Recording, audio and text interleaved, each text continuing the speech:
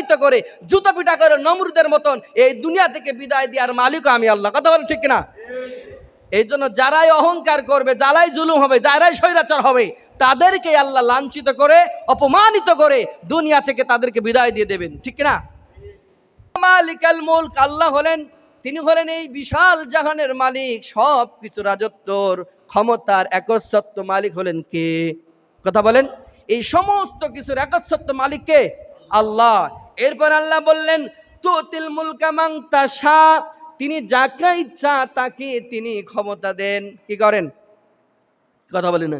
যাকে ইচ্ছা তাকে তিনি রাজত্ব দান করেন।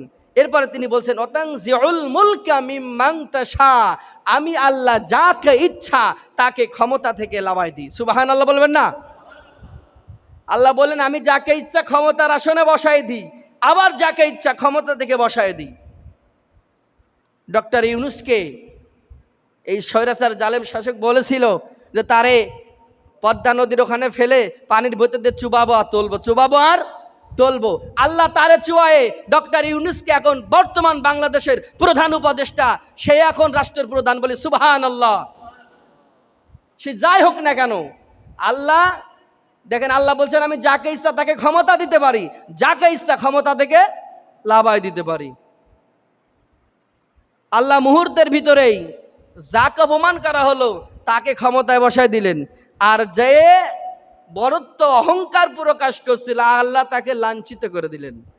এই জন্য এ ছাত্র জনতা তাদের ন্যায় এবং ইনসাফ, তাকে যুক্তিক সঙ্গত একটা দাবি নিয়ে তারা রাস্তায় নেমেছিল, তাদেরকে শত শত ছাত্রকে গুলি করে মারা হলো, ঠিক না? মারার পরে তাদেরকে শহীদ করা দিল, অনেককে পঙ্গুত্ব বরণ করে দেওয়া হলো, অনেককে কারাগারে আবদ্ধ করা হলো।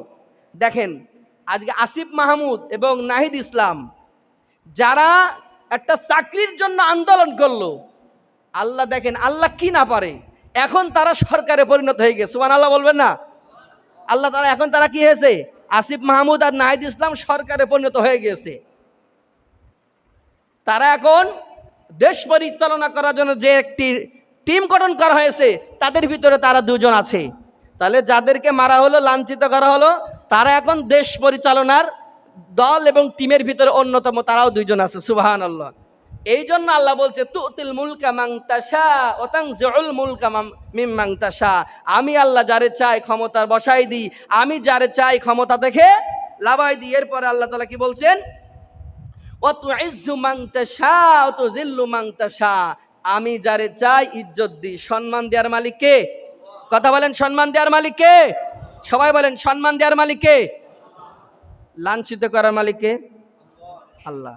আল্লাহ বলছেন ওয়াতুইজ্জু মান তাশা ওয়া তুযিল্লু মান তাশা, ক্ষমতা দেওয়ার মালিক আমি আল্লাহ, এবং ক্ষমতা থেকে লাঞ্ছিত বিতাড়িত করে জুতো পিটা করে নমরুদের মতন এই দুনিয়া থেকে বিদায় দেওয়ার মালিকও আমি আল্লাহ। কথা বলেন ঠিক না?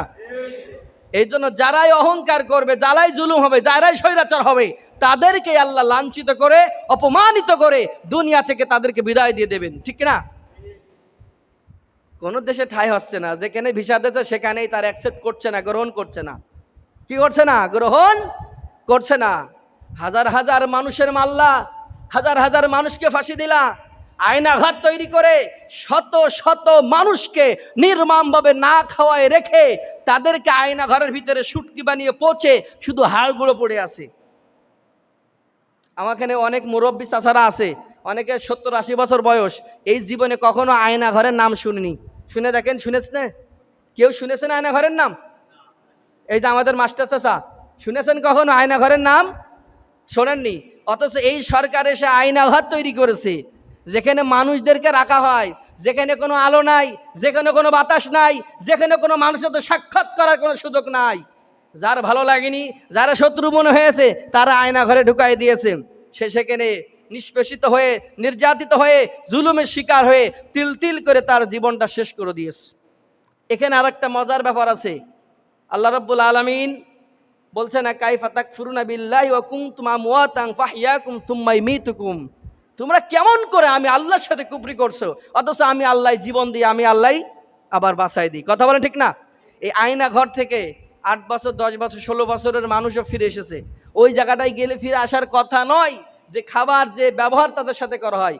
কিন্তু আমরা বলি না হায়াতের মালিককে? কথা বলেন, হায়াতের মালিককে? বাঁচানোর মালিক কে?